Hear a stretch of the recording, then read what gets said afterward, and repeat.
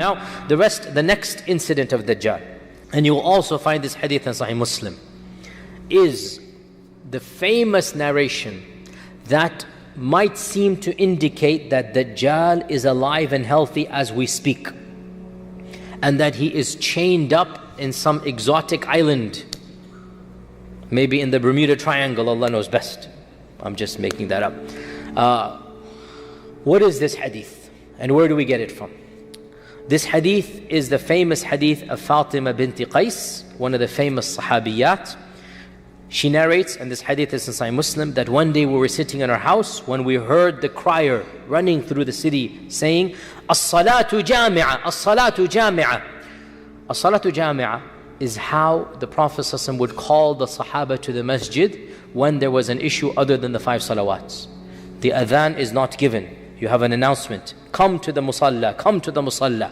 That's how they would do that. As-salatu jami'a simply means come to the musalla. That's what it means now. Even though it technically means come and pray, but the meaning here is come to the masjid. So Fatima says, I rushed to the masjid to see what was happening, and I prayed with the Prophet ﷺ, and I was in the first line of the women, right behind the men.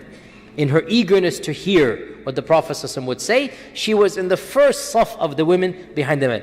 Point she's trying to say is, I heard directly everything that I'm about to tell you. So after we finished praying, the Prophet ﷺ went on the mimbar and sat down. And he said, let everybody remain where he is. Nobody move. Let everybody remain where he is. Do you know why I called you? They said, Allah and His Messenger know best. He said, I did not call you today to give you an advice or a lecture to cause you to cry or to fear Allah. That's not the reason. Maw'idah, no khatira today. I didn't call you. But rather, I came to tell you what Tamim ad-Dari came to inform me. Tamim ad-Dari. Who is Tamim ad-Dari? I have a lecture about him online very briefly, about one of the, my series about the Sahaba. Tamim ad-Dari was one of the few Sahabi who was a Christian and then embraced Islam. The majority of Sahaba were pagans. Very, very few were Jewish or Christian when they embraced Islam. Very few. And of them is Tamim ad-Dari. So he's one of those group of Sahaba who was Ahli Kitab, and he embraces Islam, and of them is Tamim ad-Dari. And so Tamim ad-Dari came to me embracing Islam, and he told me a story that happened to him many, many years ago. Now, Tamim ad-Dari is from one of the tribes up north, and those tribes were seafaring tribes. They would ride the ocean. The Quraysh were a non-seafaring tribe. The Quraysh despised the ocean. The Quraysh did not like riding on the ocean. And that's why the Quran is full of references. فَإِذَا رَكِبُوا فِي الْفُلْكِ. The Quraysh did not like the ocean.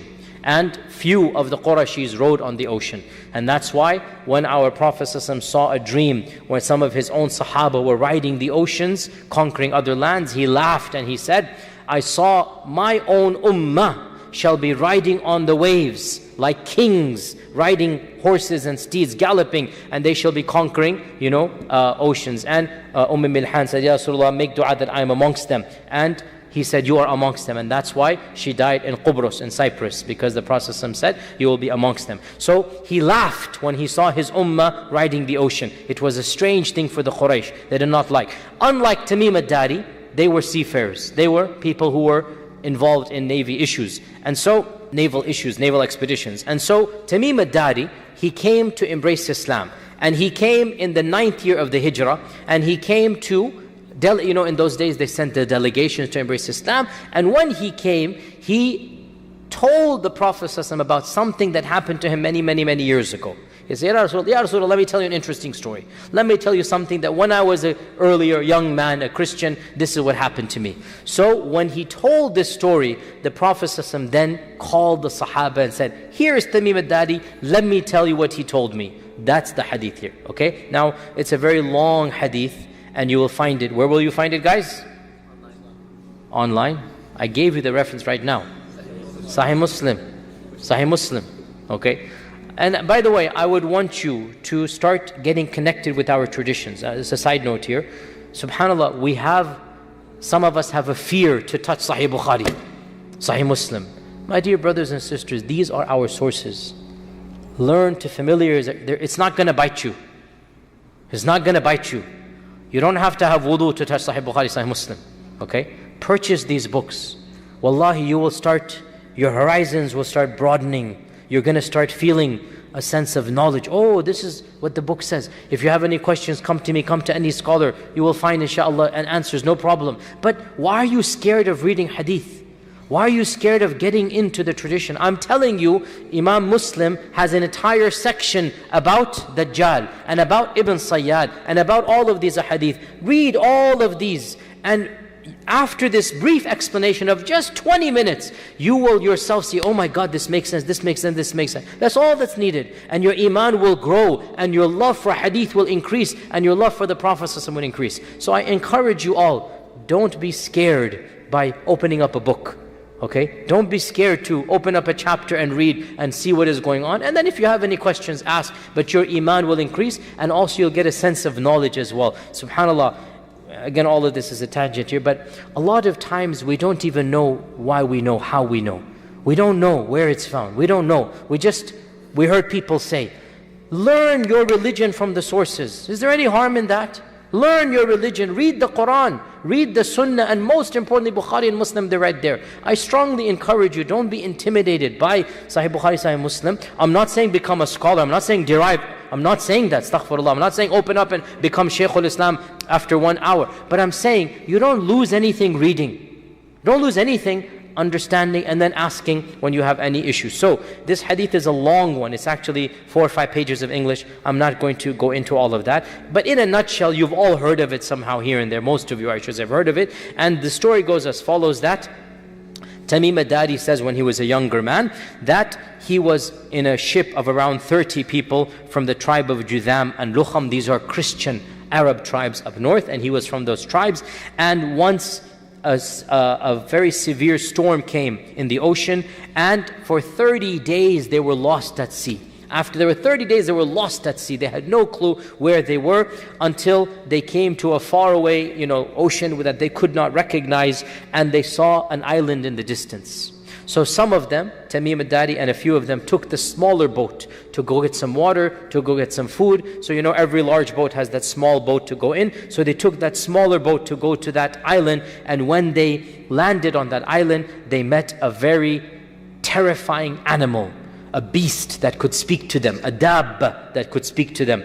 And we'll mention the dabba when we come to one of the 10 signs. The dabba that could come to them. And this beast was unrecognizable. Like, call him what? Bigfoot or something, Frankenstein, whatever. Not Frankenstein, sorry, scratch that from the record.